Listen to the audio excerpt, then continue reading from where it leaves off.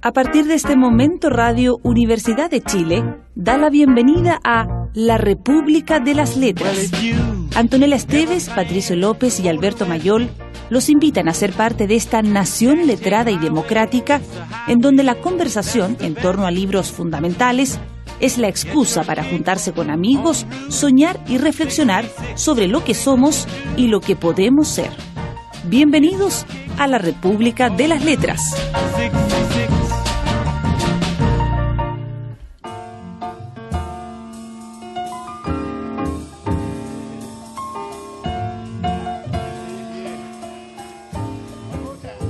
Pues si es justo que el libertino sea fulminado, el sufrimiento de un niño no se puede comprender. Y a decir verdad, no hay nada sobre la tierra más importante que el sufrimiento de un niño, nada más importante que el horror que este sufrimiento nos causa, ni que las razones que procuraremos encontrarle. Por lo demás, en la vida Dios nos lo facilita todo, y hasta ahí la religión no tiene mérito, pero en esto nos pone ante un muro infranqueable. Estamos pues ante la muralla de la peste, y a su sombra mortal tenemos que encontrar nuestro beneficio. El padre Panelú no recurrió a las fáciles ventajas que le permitían escalar el muro. Hubiera podido decir que la eternidad de delicias que esperaba el niño le compensaría de su sufrimiento, pero en verdad no sabía nada. ¿Quién podría afirmar que una eternidad de dicha puede compensar un instante de dolor humano? La peste, de Albert Camus. Patricio López Lopiu, Antonella Esteviu, Antonella Estevia. Buenas noches. ¿Cómo están? ¿Estamos devastados? Ahora sí que se derrumbó el modelo. Sí, no, aquí sí que se derrumbó el modelo. Todos presos y enfermos. Exactamente. Esto sí que es como el PS. Claro, esto la media peste, así. Este es un Camilo Escalona, pero así, en fin. Oye, la peste. Y es contagioso también. Este libro... pero ojo, que disculpa que te interrumpa. Por favor, pero es que yo no me refería, quiero aclararlo por si alguien lo piensa, no me refería al hecho de que las ratas se están empezando a morir. Correcto. Sí, pues es importante hacer esa salvedad. Sí. La peste comienza con las ratas muertas y termina con las ratas vivas. Sí, y hablemos solo de literatura. Viste que se nos enojó una auditora en Facebook porque hablábamos de política en un programa de cultura. Se me ocurrieron tantas respuestas que no puse ninguna. Pero mejor, está bien. No hay que hablar con los auditores porque para eso... Porque gracias a ellos, a este gran rey, tenemos nuestros sueldos. Tenemos nuestros millonarios sueldos.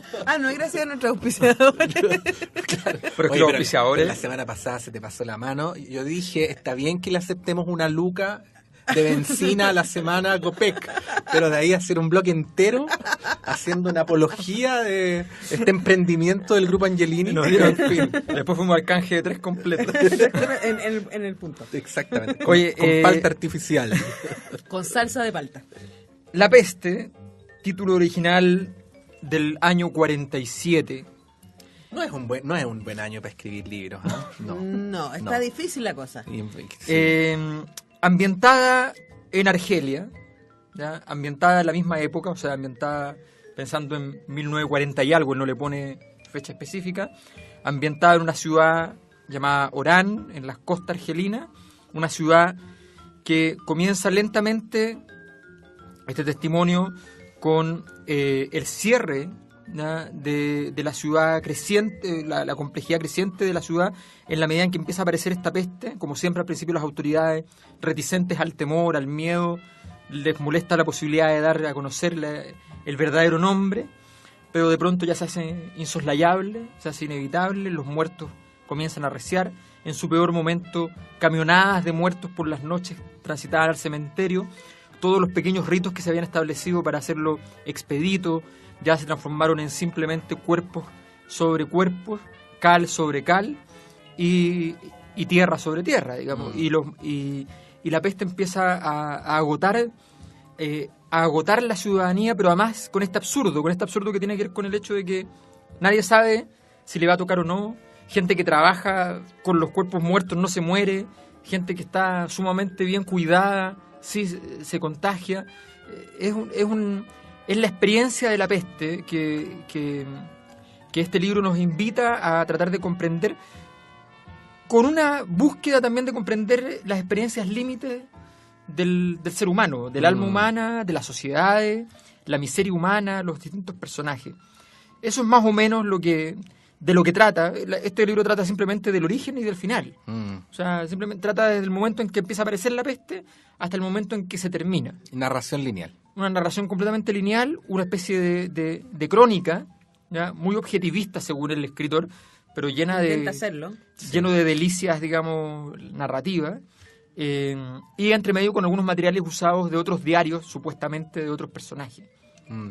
Sí, este es un libro que tiene ese contraste que yo lo encontré extraordinario, y que es, por un lado, como tú decías, una narración que es súper sobria, que da la impresión de ser muy descriptiva, que no profundiza demasiado en las emociones, pero que al mismo tiempo es un libro que tiene como telón de fondo una desolación profunda, que inevitablemente abre muchas líneas de interpretación. Por ejemplo, al principio esa descripción que hace de cómo era Orán hasta antes de que apareciera la peste, como que da la impresión de que tiene un cierto componente bíblico. O sea, yo no diría que Camus es religioso bajo ningún punto de vista, pero lo que ahí hay da la impresión es la aparición, quizás no por obra de Dios, pero por obra de algo, de un castigo a una ciudad en la cual empezaba a primar solo lo material y había una total prescindencia de lo cultural, de lo espiritual, de la cultivación del alma, en fin. Sí. Empieza a operar eso, ¿no?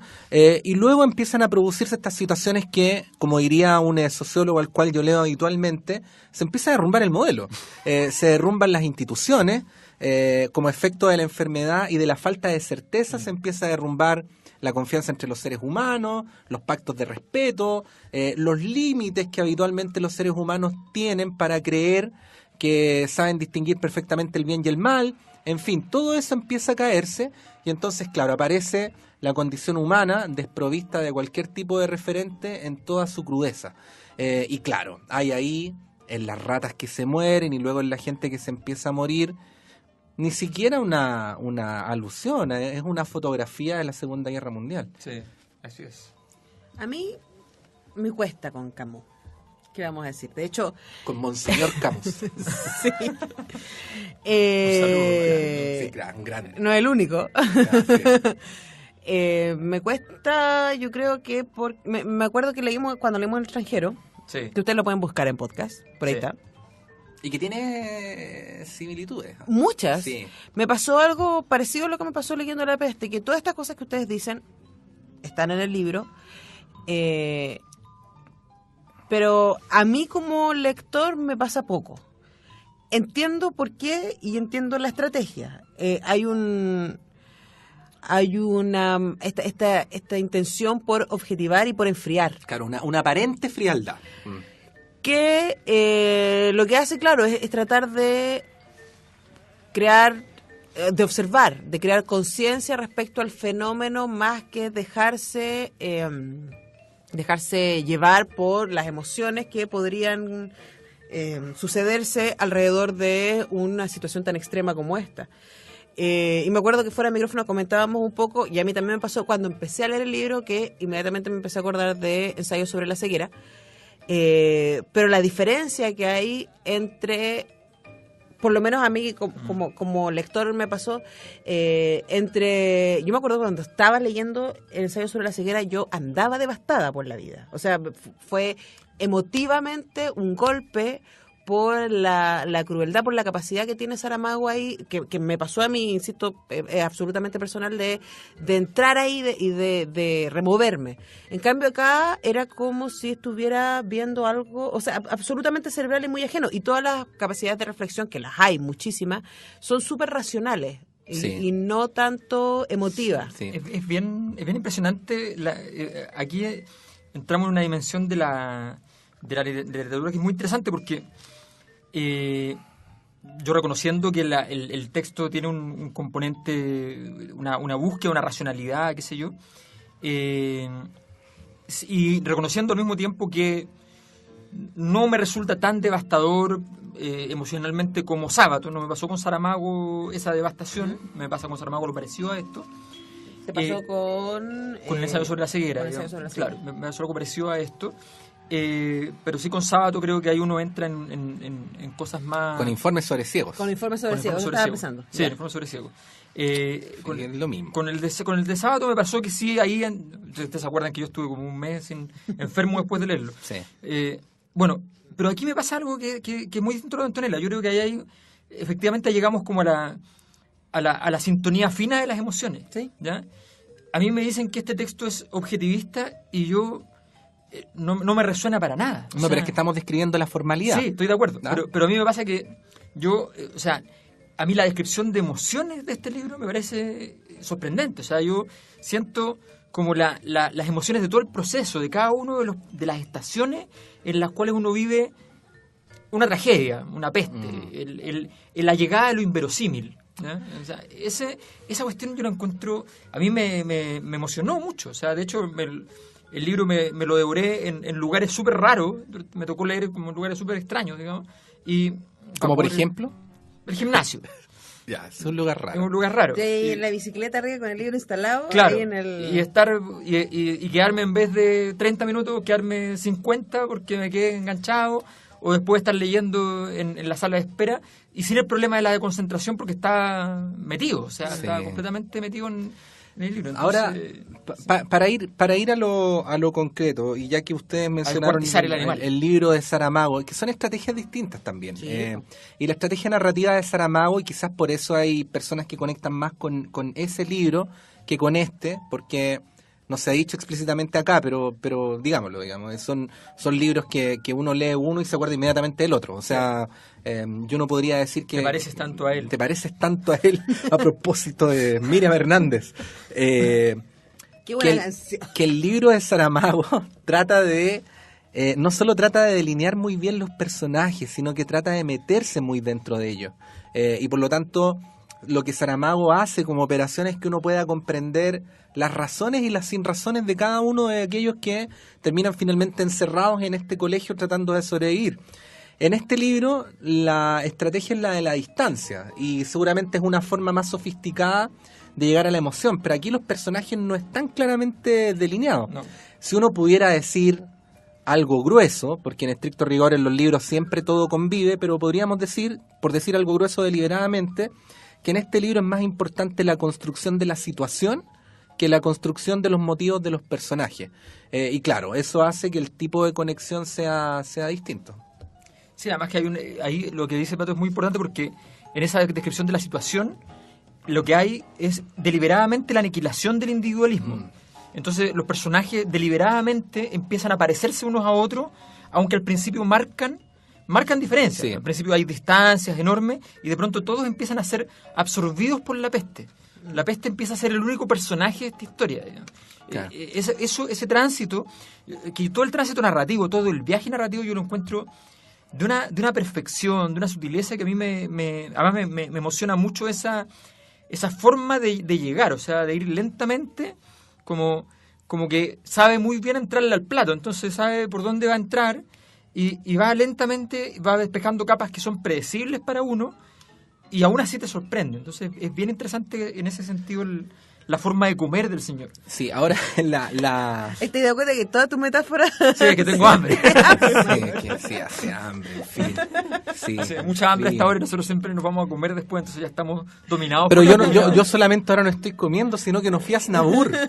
No estoy en el Movistar Arena escuchando a Snabur. Qué dolor. Así que si ven a mi polola con otro hombre, por favor avísenme. ¿Ah? Pero en fin, No aunque se parezca a ti, claro, aunque sea igual a mí, yo estoy Si aquí. le canta a vos, ¿te parece tanto a él? ¿No? Claro, en fin. No, pero lo que quería decir... se me está olvidando lo que iba a decir. Que los personajes empiezan a aparecer, y esto ya es especulativo si es deliberado o no, porque uno de los mensajes del libro es que es algo así como usted no se pase película, usted no se crea bueno, usted no crea tener algún tipo de superioridad moral porque... Cuando se le derrumban algunas certezas y cuando usted se desespera, va a actuar igual que el prójimo al que seguramente desprecia en el plano moral. Es decir, como un miserable, como alguien desesperado, como alguien a quien le quieren quitar su cupo y reacciona destruyendo todo lo que durante décadas dijo que estaba ayudando a construir. Sí. La desesperación, la miseria de alguien que pierde los referentes. Y en eso somos todos desafortunadamente iguales. Claro, es que ese tema, el todos somos, en la desgracia somos todos iguales, es algo que recorre todo el libro, y es muy fuerte porque de alguna manera es un exceso. O sea, ninguno de los actores puede hacer realmente nada. Este médico, que es el que escribe, ¿ya? El médico es el que relata la historia, que se relata a sí mismo en tercera persona porque no quiere decir al principio quién es él, digamos. Dice, por ejemplo, leo aquí un fragmento, dice: y él, levantando las sábanas y la camisa, había contemplado las manchas rojas en el vientre y los muslos, la hinchazón de los ganglios. La madre miró por entre las piernas de su hija y dio un grito sin poderse contener.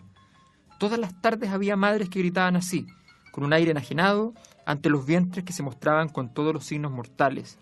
Todas las tardes había brazos que se agarraban a los de rie, palabras inútiles, promesas, llantos. Todas las tardes las sirenas de las ambulancias desataban gritos tan vanos como todo dolor. Y al final de esta larga serie de tardes, todas semejantes, Rie no podía esperar más que otra larga serie de escenas iguales, indefinidamente renovadas. Sí, la peste, como la abstracción, era monótona.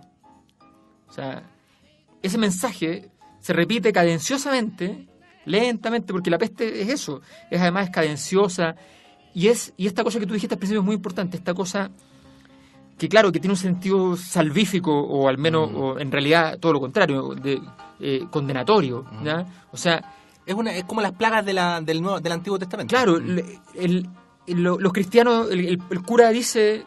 Pero dice que es purificador. Claro. Pero él dice, o sea, de alguna manera el protagonista dice, sí, esta peste nos la merecíamos, pero por materialistas, como dice Patricio. Y el cura dice, nos la merecíamos por pecadores, ¿no? Pero de alguna manera, efectivamente, tenía que pasar algo que tuviera que ver con todos.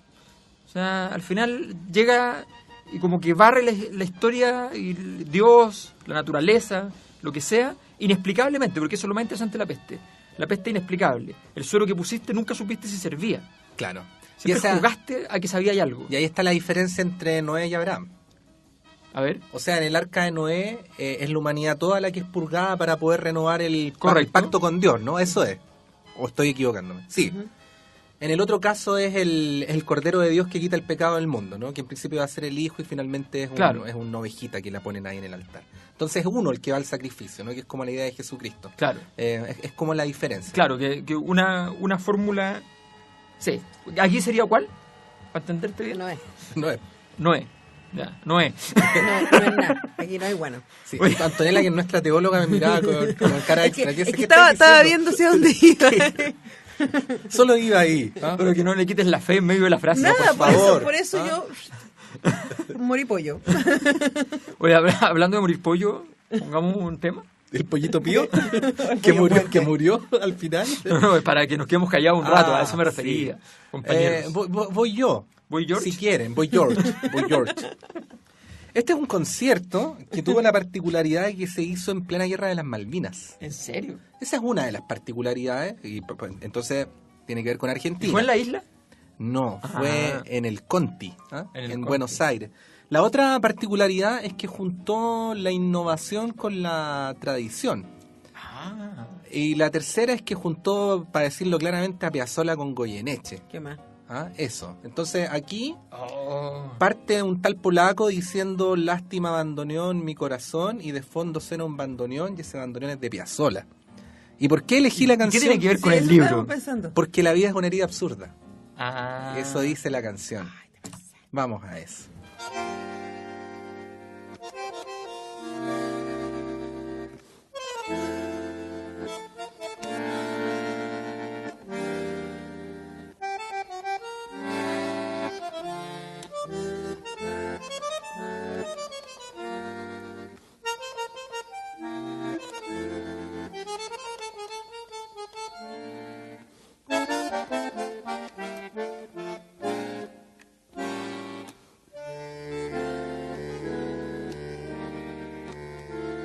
Lástima bandoneón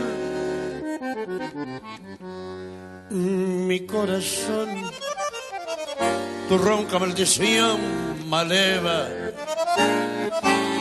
tu lágrima de ron me lleva hacia el hondo bajo fondo donde el barro se subleva. Ya sé, no me digas tener razón, la vida es una herida absurda y es todo tan fugaz que es una curda nada más. Mi confesión, contame tu condena, decime tu fracaso. No ves la pena que me he herido y háblame simplemente de aquel amor ausente tras un retazo del olvido. Ya sé que me hace daño, yo sé que te lastimo, llorando mi sermón de vino. Pero es el viejo amor que tiembla bandoneón y busca en un licor que atorda la curda que al final termine la función, corriéndole un telón al corazón. Un poco de recuerdo y sin sabor gotea tu razón con lerdo, marea tu licor y arrea en la tropilla de la zurda al volcar la última curda. Cerrame el ventanal que arrastra el sol, su lento caracol de sueño. ¿No ves que vengo de un país que está de olvido siempre gris tras el alcohol? Contame tu condena, decime tu fracaso. ¿No ves la pena que me he herido? Y háblame simplemente de aquel amor ausente tras un retazo del olvido. Ya sé que me hace daño, yo sé que te lastimo, llorando mi sermón de vino. Pero hace viejo amor que tiembla bandoneón y busca en un licor que atorda la cuerda que al final termina la función, corriéndole un telón al corazón.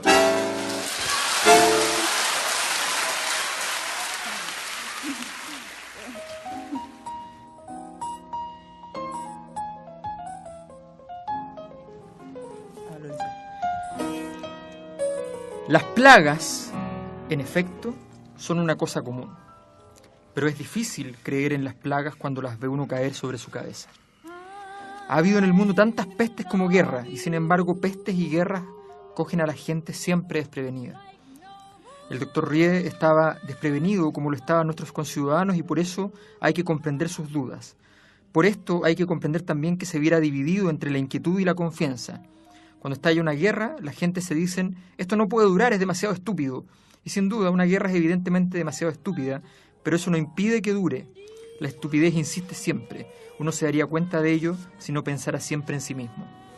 Nuestros conciudadanos a este respecto eran como todo el mundo, pensaban en ellos mismos. Dicho de otro modo, eran humanistas, no creían en las plagas.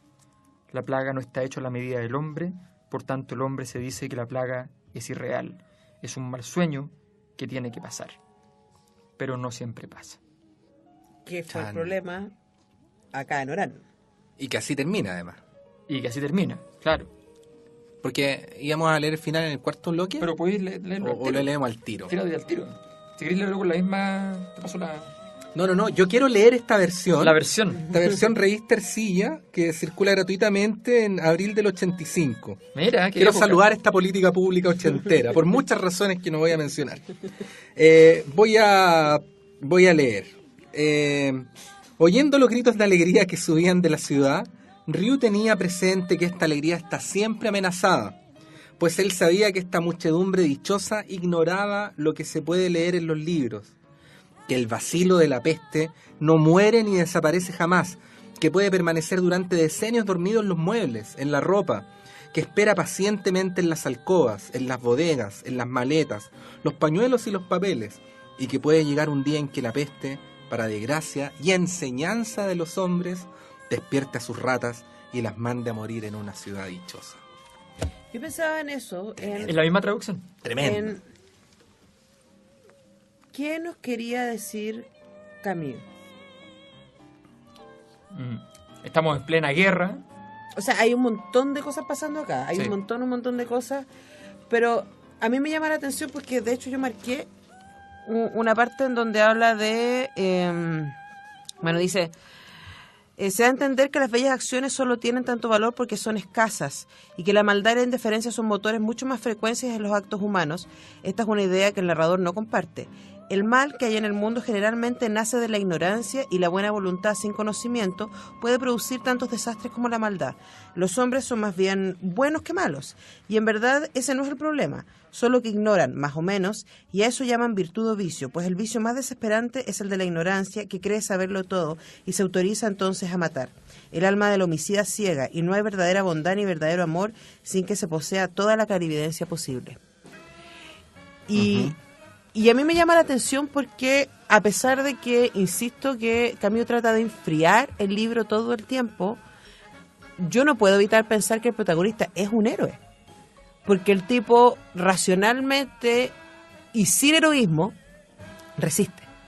Y está ahí, y yo me preguntaba en algún momento, hay un momento que probablemente sea el más intenso en términos de descripción de lo que está pasando, que es cuando se muere un niñito. La muerte del niño, que es la parte que yo leí al principio. Claro, además es muy largo y es muy detallado. Y ellos dicen, está el cura y está el doctor, que ellos sabían que era terrible la muerte de los inocentes, etcétera, pero nunca les había tocado a ninguno de los dos estar presente en la agonía de un inocente. Y en ese momento, el doctor es en el único momento donde uno siente un poco que se sale de madre, tampoco tanto, o sea, como que se va dolido de la escena. Y yo decía, ¿cómo no dejar todo botado si nada tiene sentido, finalmente? Eso es, porque en ese contexto es como, la gente se muere, no importa lo que hagas, todo lo te queda contar cuántos se mueren. Y ni siquiera eso, se mueren. Pero él resiste, a mí me parece súper impresionante él y cómo él inspira a otros, como este periodista que se quería ir, para seguir organizado, resistiendo, a pesar de que en algún momento ellos mismos sienten que no tiene sentido. Ahora, ¿hay alguna lectura que ustedes hacen del hecho de que sea el médico el que resiste?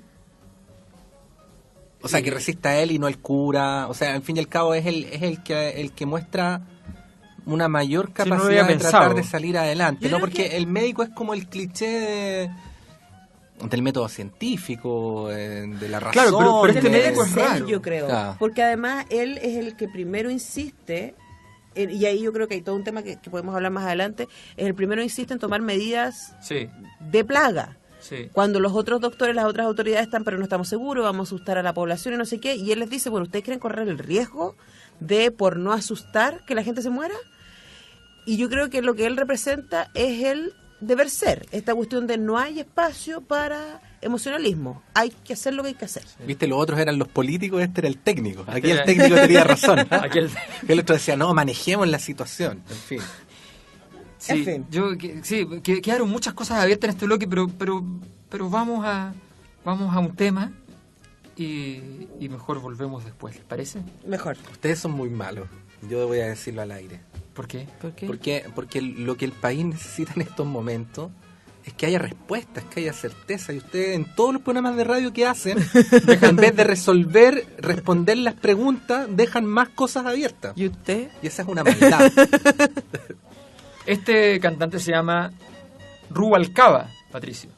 ¡Oh! Y su canción se llama Contagio. Rubalcaba. Dios nos libre.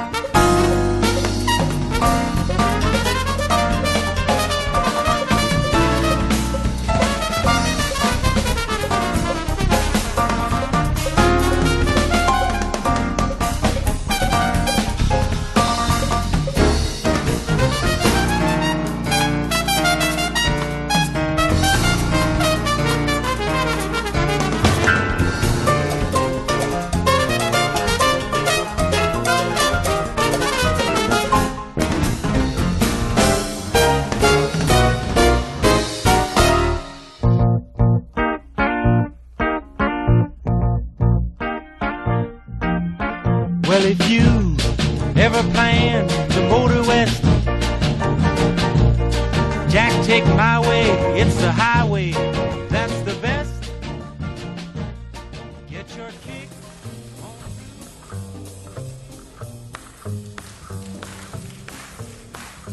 No. It don't mean a thing. Todos esperaban. El niño, con los ojos siempre cerrados, pareció calmarse un poco. Las manos, que se habían vuelto como garras, arañaban suavemente los lados de la cama. Las levantó un poco, arañó la manta junto a las rodillas y de pronto encogió las piernas, pegó los muslos al vientre y se quedó inmóvil. Abrió los ojos por primera vez y miró a Rie, que estaba delante de él. En su cara, hundida, convertida ya en una arcilla gris, la boca se abrió de pronto, dejando escapar un solo grito sostenido que la respiración apenas alteraba y que llenó la sala con una protesta monótona, discorde y tan poco humana que parecía venir de todos los hombres a la vez. Rie apretó los dientes y Tarrú se volvió al otro lado. Rie le acercó la cama junto a Castel, que cerró el libro que había guardado abierto sobre sus rodillas. Panelú miró esa boca infantil ultrajada por la enfermedad y llena de aquel grito de todas las edades. Se dejó caer de rodillas y todo el mundo le pareció natural oírle decir con voz ahogada pero clara, a través del lamento anónimo que no cesaba: Dios mío, salva a esta criatura. Pero el niño siguió gritando y los otros enfermos se agitaron. Esta es la escena que hablábamos. Sí, esa es una de las escenas terribles del Es libro. una escena brutal porque además uno se empieza a imaginar, porque él empieza a describir que los otros enfermos empiezan en algún momento Sí. todos a Agitarse, aullar claro. juntos. O sea, lo que Es tiene que brutal. haber estado esa sala.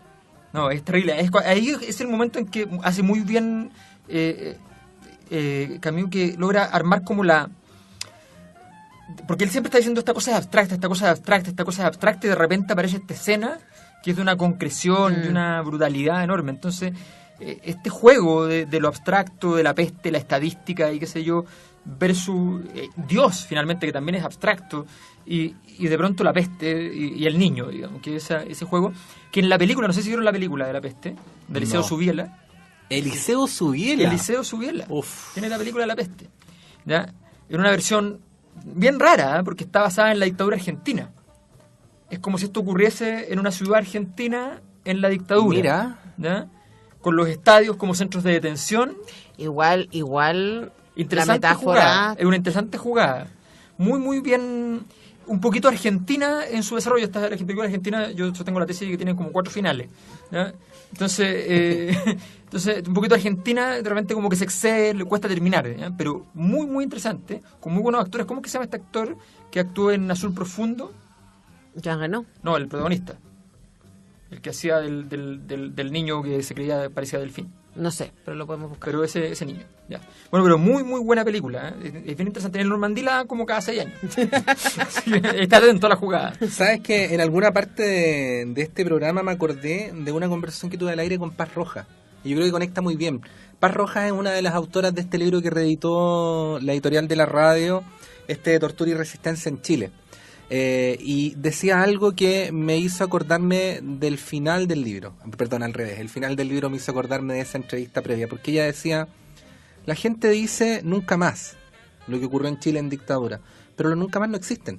Esto puede volver a ocurrir en cualquier momento. O sea, la ahora historia que nos muestra eso. Los jóvenes no tienen miedo y me parece fantástico, dice ella, pero ahora que el fascismo, decía ella, se está viendo amenazado, perfectamente pueden reaccionar como reaccionaron antes. Y cuando terminé de leer el libro y ese final donde dice que la peste nunca desaparece, que se esconde, que puede estar oculta durante decenios y luego vuelve, tiene que ver con eso. Entonces, claro, está hablando, entre otras cosas, de las condiciones históricas que hacen que fatalmente la historia, todo y las partes retorne. más terribles de la historia, tiendan a repetirse una y otra vez. El eterno retorno. Ahora, eso pasa porque el ser humano es eminentemente egoísta, o sea, no hay otro espacio, y incluso en la igualación de la miseria, como en este libro por ahí en algún momento lo describe, también se nota el egoísmo humano. Estoy pensando, por ejemplo, que explica cuando empiezan a escasear las cosas, que tarde o temprano tenía que pasar, pues la ciudad está sitiada. Dice: a los ricos no les faltó nada, porque tenían acceso al mercado negro, y los pobres empezaron ya no solamente a morir de peste, sino además a morir de hambre. Así es.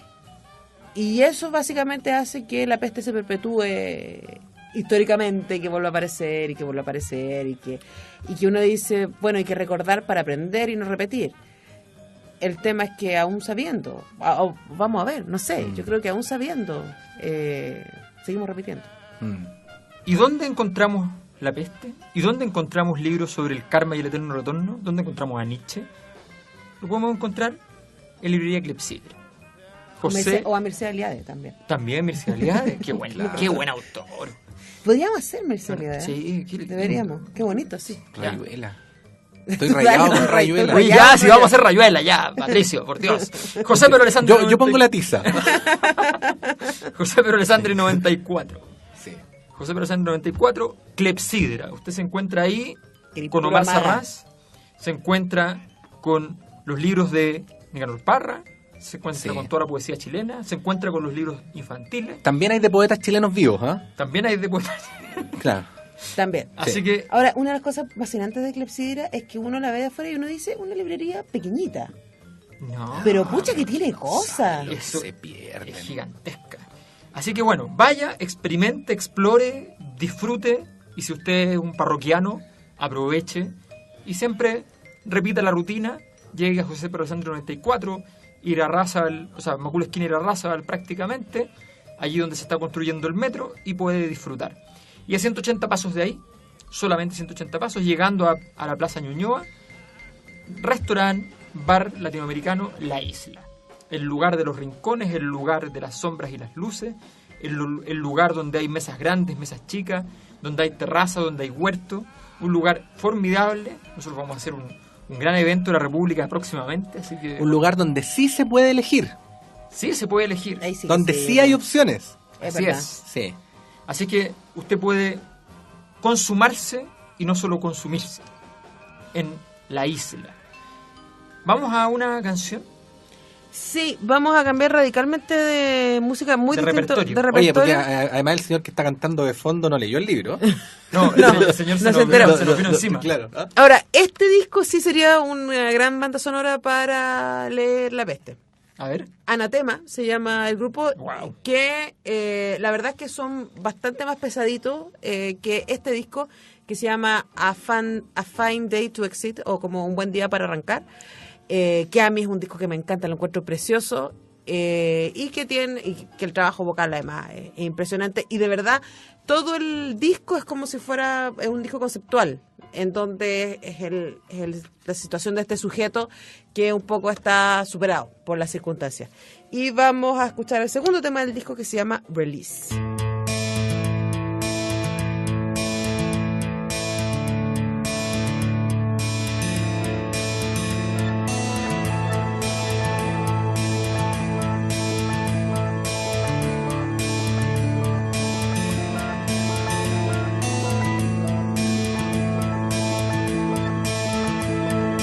Seeing is believing, but I don't wanna know.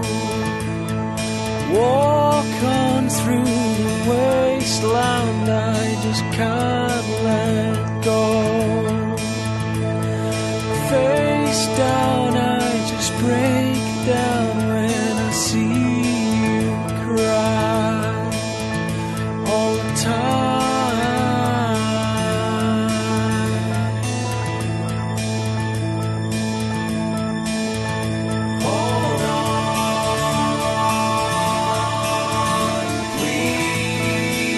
Behind those gray and lonely eyes,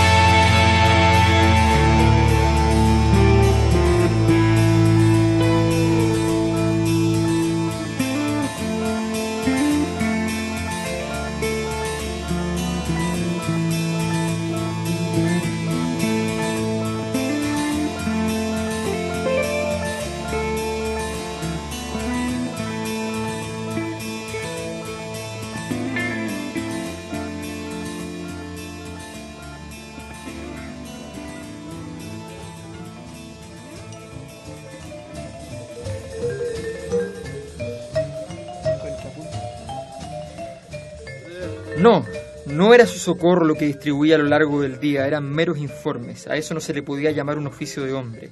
Pero después de todo, ¿a quién entre toda esta muchedumbre aterrorizada se le dejaba la facultad de ejercer un oficio de hombre? A decir verdad, era una suerte que existiese el cansancio. Si Rie hubiera estado más entero, este olor de muerte difundido por todas partes hubiera podido volverle sentimental. Pero cuando no se ha dormido más que 4 horas, no se es sentimental.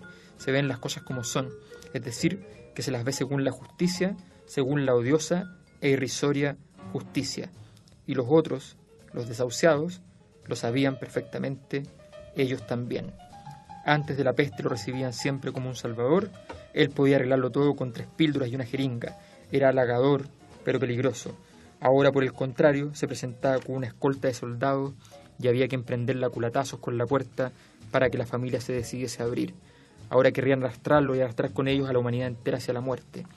Era cierto que los hombres no se pueden pasar sin los hombres. Era cierto que tan desamparado estaba él como aquellos desgraciados y que él también merecía aquel estremecimiento de piedad que cuando se apartaba de ellos dejaba crecer en sí mismo. La peste, en este día sábado, entrando ya al invierno. Estamos aquí. Sí, en fin. ¿Por dónde cerramos? Tenemos varias posibilidades. Por un lado tenemos la combinación de personajes que le hemos dado poco espacio, ¿ya? Está Cotard, este personaje que disfruta de la peste, que siente que su reivindicación es la peste, que la posibilidad de que los otros sufran lo tranquiliza, lo calma, le da esperanza. Está el Grant, que es un novelista frustrado, que está todo el rato tratando de construir... La definición del funcionario. Que es la definición Pero un del funcionario responsable. Muy responsable, y que todas las noches se encerraba a escribir una novela. No como otro que yo conozco. Como otros, no. En fin. Por eso quise hacer la acotación. Sí, claro. A construir una novela de lo cual tenía solo un párrafo y la corregía la todos Amazona. La Amazona. Entonces, había una serie de personajes aquí, Panelú, el cura, que en el fondo es el alter ego del doctor. La historia del doctor, que él se separó de su mujer justo antes de la peste, que se fue enferma por un cáncer fuera de la ciudad, y él queda abstraído también de la realidad un poco por eso. ¿No? Y que de alguna manera, como tú decías, es héroe, pero al mismo tiempo es un miserable, porque de alguna manera no está preocupado tampoco de su mujer, está todo el día... Pero tiene que ver con eso que tú leíste, o sea, y que yo creo que ahí está la clave del tono del libro, que es, hay un adormecimiento. Podríamos haber puesto Comfortably Numb, hubiera quedado perfecto. La letargia. Ahora que lo pienso. Esta idea de que el mismo libro tiene este adormecimiento que permite mirar, si no sería puro dolor. Por ahí cerraría yo. Patricio, ¿tú tienes algo que decir para poder No. superar lo que dijo Antonella? No quiero ser como película argentina. Este era el final. ¿Este es el final? Sí, este es el final. Entonces nos vamos a ir. Nos vamos a ir. Hemos tenido algo ya de la posguerra. Hemos estado en la guerra. Hemos estado en la peste. Y en la peste somos todos iguales. Sí. Y todos nosotros aquí presentes tenemos hambre. Sí, y queremos antes de irnos agradecer a Camila, nuestra maravillosa sonidista, que además de que nos saca al aire los sábados en la noche, ha dispuesto que tengamos todos los podcasts ordenadamente, y gracias a eso ustedes los pueden escuchar cuando quieran en podcast y buscan La República de las Letras podcast y ahí van a estar. ¿Nos saca al aire como las guaguitas? Sí. Oye, Claro. y un mensaje a la extrema derecha francesa. A ver. Que Francia sin los argelinos no sería nada. A propósito. Nada. A propósito de esta noche. ¿Sabes por qué lo digo, no? En el último capítulo, comentario cabeza de pelota, pero muy breve. La estrella de la selección francesa es Benzema.